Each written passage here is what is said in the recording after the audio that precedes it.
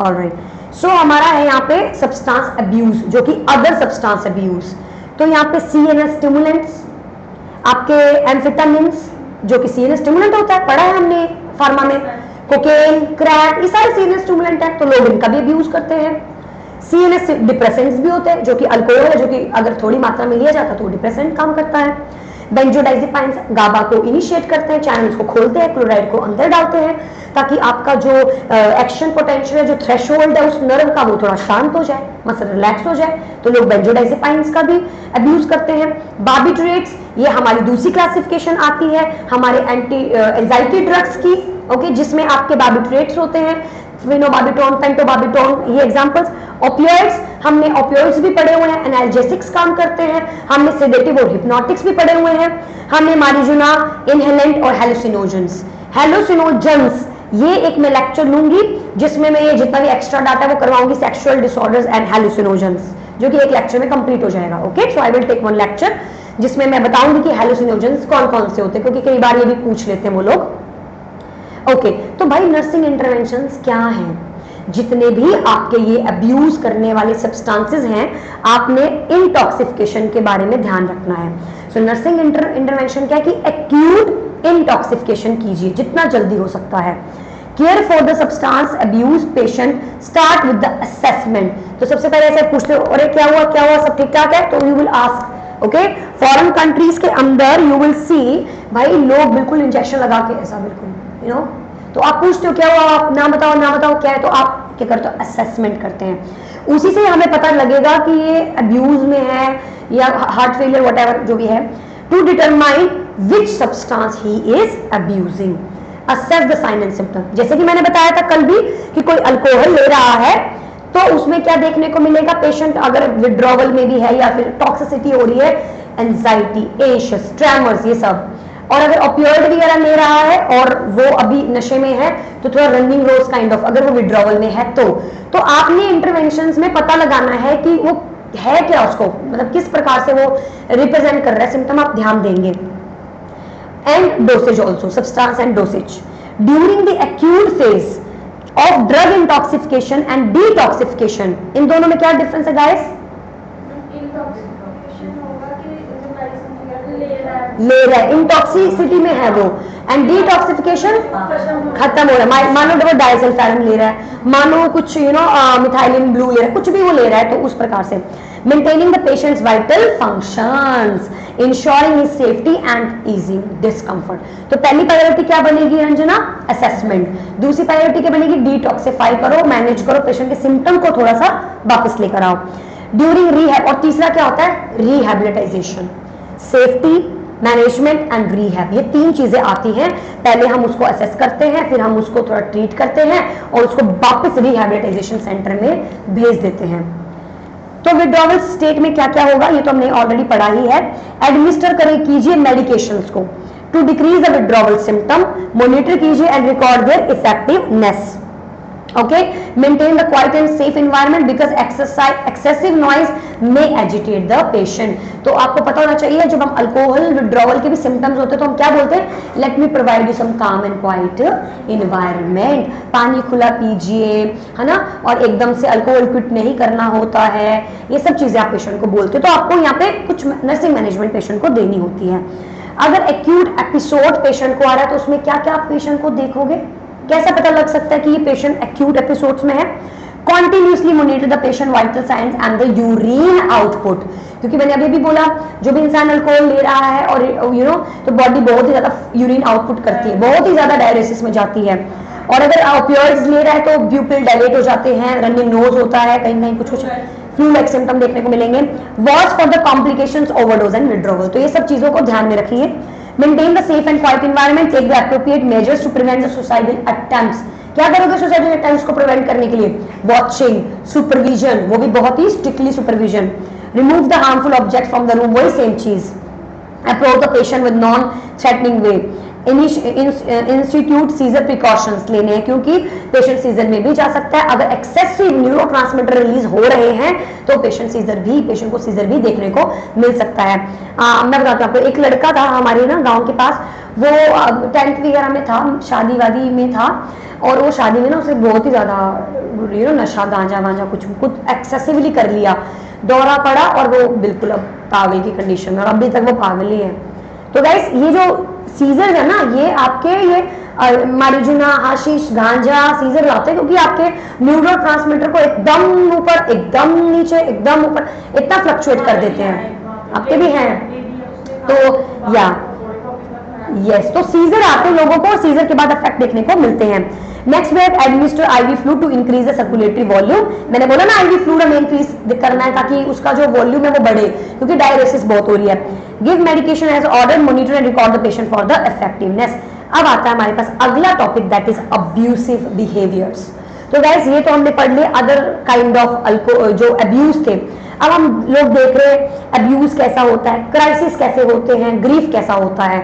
वैसे तो हम इसे अलग से लेक्चर में भी देख सकते हैं, बट देख लेते हैं अब्यूसिव बिहेवियर। सो गाइस, अगर कोई इंसान किसी को अब्यूज कर रहा है, अभी हमने पढ़े थे सब्सटेंसेस अब्यूज, अभी हम लोग पढ़ रहे हैं किसी को अब्यूज करना। Okay, for example behaviour. तो बिहेवियर के अंदर अगर आपका अब्यूसिव है तो उसमें एंगर, वायलेंस, एग्रेशन, ये 3 चीजें देखने को मिलती हैं। क्या इंटरवेंशन दोगे? फॉर एग्जांपल मैं अच्छा बहुत गुस्से में हूं इस वक्त, मैं गालियां दे रही हूं लोगों को, इस फॉर्म को बोलते हैं rage. Okay, so rage is like aggressive geriatric, I just forget the full form. तो बेसिकली रेज फॉर्म क्या होता है, आप इसमें असेस करते हो पेशेंट का गुस्सा, पता लगाने की कोशिश करते हो 3 दिन में कि लास्ट 3 दिन में क्या ये मरीज उसका बिहेवियर कैसा था। तो रेज में आप बिहेवियर नोटिस करते हो पेशेंट का इन द लास्ट 3 डेज। तो अगर उसका बिहेवियर लास्ट 3 दिन में रिस्क पे लगता है तो अब इस पेशेंट से दूरी बना के रखो, इसको रिस्ट्रेन करना पड़ सकता है, इसको सेडेटिव देने पड़ सकते हैं, ये सब मैनेज करना होता है। तो एब्यूसिव बिहेवियर में क्या 3 पैरामीटर्स आते हैं? Aggression, violence and anger. क्या करोगे? सबसे पहले सेफ्टी, क्या करना है? सेफ्टी मेजर लेकर आने हैं, काम अप्रोच इस्तेमाल करनी है। जैसे मैं बताती हूँ, एक रेज का पेशेंट, चले जाओ यहाँ से, मुझे आपसे कोई बात नहीं करनी, चले जाओ यहाँ से, आई एम सो सॉरी, जैसे हम हमेशा बोलते हैं, the reason why I am here, I just need to ask you few questions, I am gonna make it very quickly, if my questions bother you I will stop the thing, okay, I am gonna make it very confidential. ये सब बातें क्या बोली जा रही है? काम approach लिया जा रहा है। ओके, तो इस प्रकार से आप इस पेशेंट को अप्रोच करते हैं। Listen actively and acknowledge the client anger.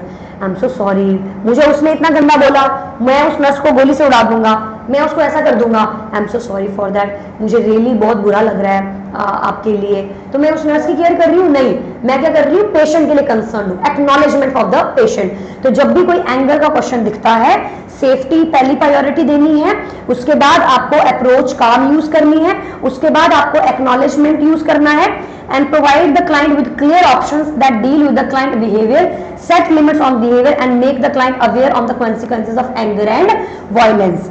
Discuss the use of restraint, security and seclusion and the client is unable to control anxiety. तो अगर वो एंग्री बिहेवियर, वो जो वायलेंस है उसको कंट्रोल नहीं कर पा रहा, तो हमें उसको थोड़ा सा जकड़ पकड़ के रखना पड़ेगा और बिल्कुल सुपरविजन के अंदर रखना पड़ेगा। जैसे मैंने बोला, रिस्टेन करना और सेडेटिव्स देना। तो यहाँ पे आप रिस्टेन करते हो पेशेंट को, लेकिन भाई रिटर्न प्रिस्क्रिप्शन चाहिए रिस्टेन की हेल्थ केयर प्रोवाइडर से, which must be reviewed and renewed पर एजेंसी पॉलिसी। हर दिन, हर हफ्ते जो भी वो बोलेंगे वो करना पड़ेगा, क्योंकि बहुत अलग अलग प्रकार की रिस्टेन होती है। Assist the client with problem solving and decision making regarding the option. अगला हमारे पास आता है bullying. What is bullying? Bullying is like किसी को टांग खींचना, फालतू में उसको या अजीब सी बातें बोलना। कौन बोल रहा है? ये पेशेंट बोल रहा है, मैं नहीं, पेशेंट कर रहा है। Bullying is the abuse of power by an individual toward another through the repeated aggressive acts. Okay, जैसे कि हमारे मेडिकल इंस्टीट्यूट्स में भी बुल्ली होती है और रैगिंग एंड बुलिंग, वो लोग सुसाइड कर लेते हैं, उस प्रकार से behaviour. The nurse responsibility is to observe for sign of bullying and to educate teachers, school administrators and parents about bullying behavior and sign that bullying may be occurring. Okay, तो next violence क्या होता है, physical abuse करना या physically harm करना।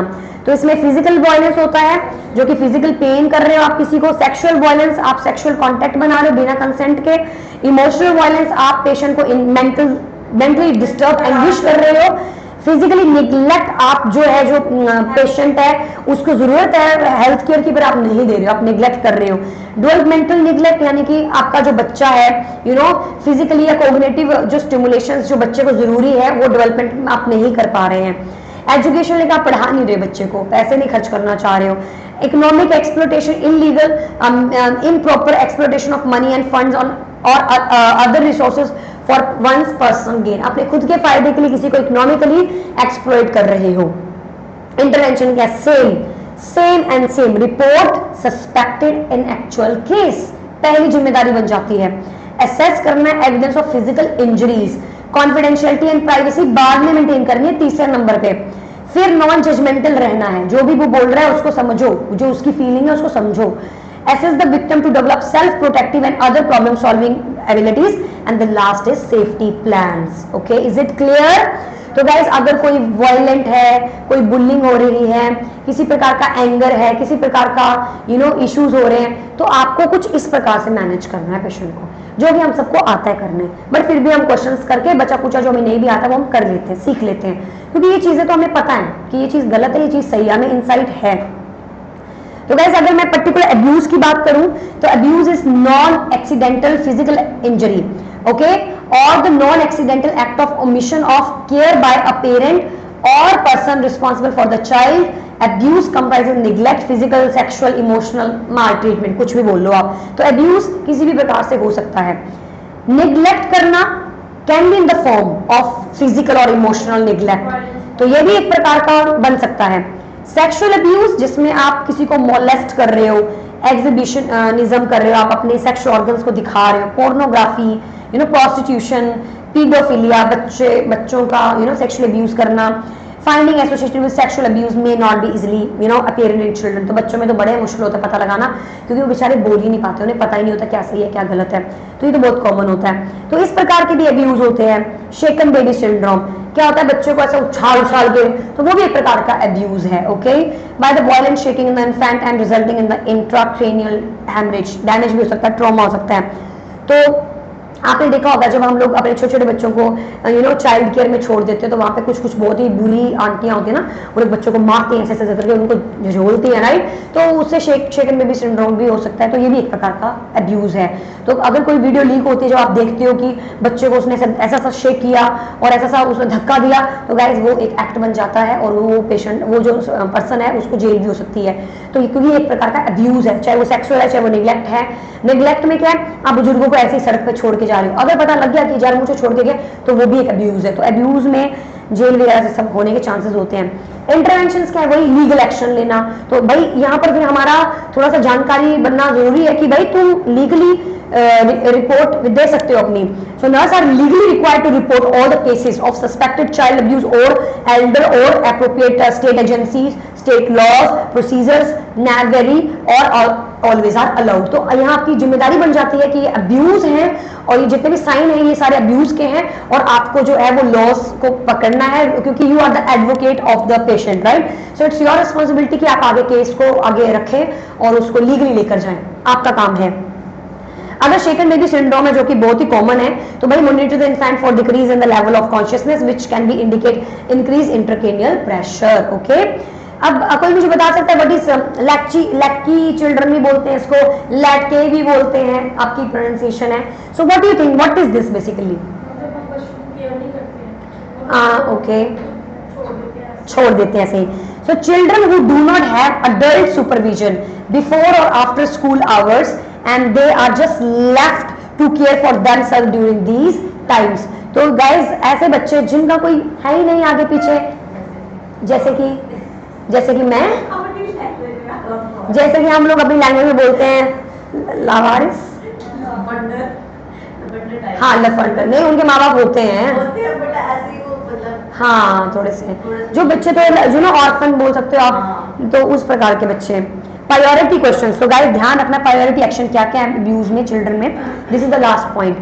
Assess and treat the wound, ensure that the victim is removed from the threatening environment, adhere to the mandatory abuse reported laws, notify to the case worker to the situation, document the occurrence, finding, action and the victim response. So guys, सबसे पहले क्या है? assessment. फिर है ensure करना कि victim सही सलामत है, उसे किसी प्रकार का कोई खतरा नहीं है। और फिर जो मैंडेटरी लॉज हैं उनको पकड़िए, ऐसा नहीं कोई बात नहीं ठीक है माफ कर देते हैं, आप बच्चा ही हुआ आप तो नहीं, लॉज के साथ जुड़े रहना है और नोटिफाई करना है केस वर्कर को, और देन आफ्टर डॉक्यूमेंट करना है सारा का सारा डाटा। Is it clear?